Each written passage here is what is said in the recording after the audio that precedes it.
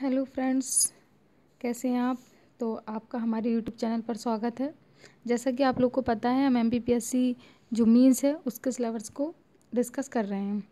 तो third paper तक हम अपना सिलेबस डिस्कस कर चुके हैं। आज जो हम डिस्कस करने वाले हैं वो मीन्स के फोर्थ पेपर को डिस्कस करने वाले हैं, जो हमारा किससे संबंधित है, जो बेसिकली हमारा संबंधित है नीति शास्त्र से।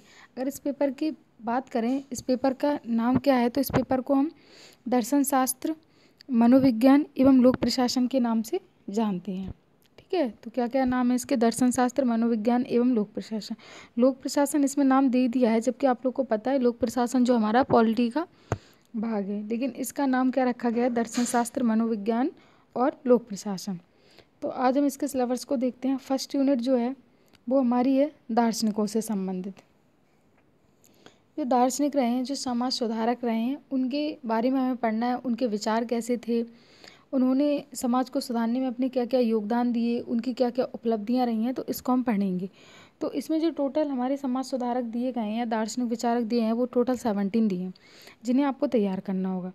अगर इनकी हम बात करें कौन कौन से दिए हैं, तो इसमें दिए हैं सुकरात, प्लेटो, अरस्तु, महावीर, बौद्ध, आचार्य शंकर, चारवाक, गुरु नानक, कबीर, तुलसीदास, रविन्द्रनाथ टैगोर, राजा राम मोहन राय, सावित्रीबाई फुले, स्वामी दयानंद सरस्वती, स्वामी विवेकानंद, महर्षि अरविंद एवं सर्वपल्ली राधाकृष्णन।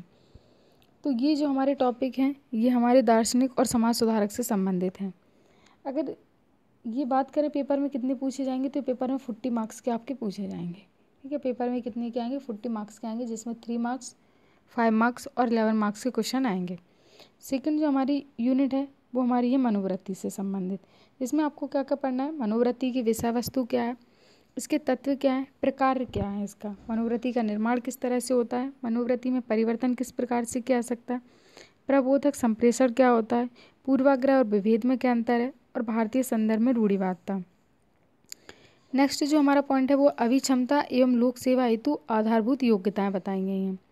इसके साथ ही हमारा जो नेक्स्ट टॉपिक इसी में दिया है, सत्यनिष्ठा पढ़ना है, निष्पक्षता, असमर्थकवादिता, वस्तुनिष्ठता, लोक सेवा के प्रति समर्पण, समानुभूति, सहिष्णुता एवं कमजोर वर्गों के प्रति संवेदना और करुणा।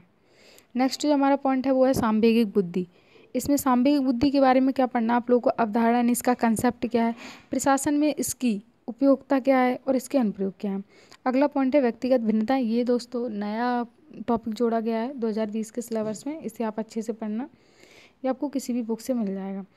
थर्ड जो हमारी यूनिट है वो हमारी संबंधित है मानवीय आवश्यकताएं एवं अभिप्रेरणा से संबंधित। इसमें आपको क्या क्या पढ़ना है? लोक प्रशासन के नैतिक सद्गुण क्या होते हैं, मूल्य क्या होते हैं।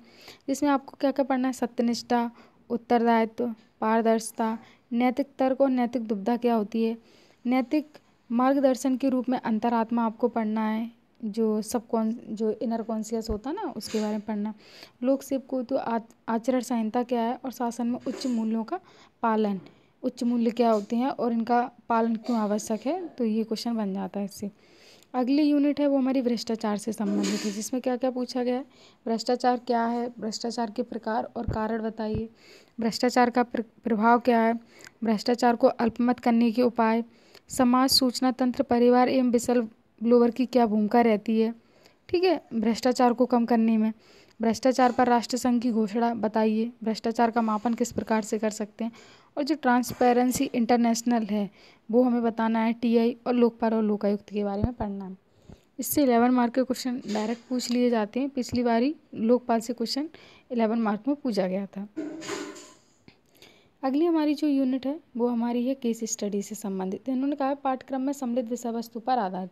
जो हमारा एथिक्स का पूरा पाठ्यक्रम दिया है उसी में से मिला जुलाकर केस स्टडी आपको दी जाती है, और तो ये आपको केस स्टडी दी जाती है। ये कितने की आती है? 40 नंबर की आती हैं। आपके पास 2 केस स्टडी दी जाएंगी आपको, जो कि 20-20 नंबर की रहेंगी।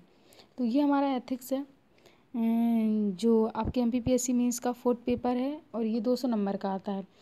ये आपके सिलेक्शन में बहुत महत्वपूर्ण भूमिका निभाता है। बच्चों के इसमें 160, 150 नंबर आ जाते हैं, और अगर एवरेज की बात करें तो 100, 110, 90 इतने नंबर आ पाते हैं।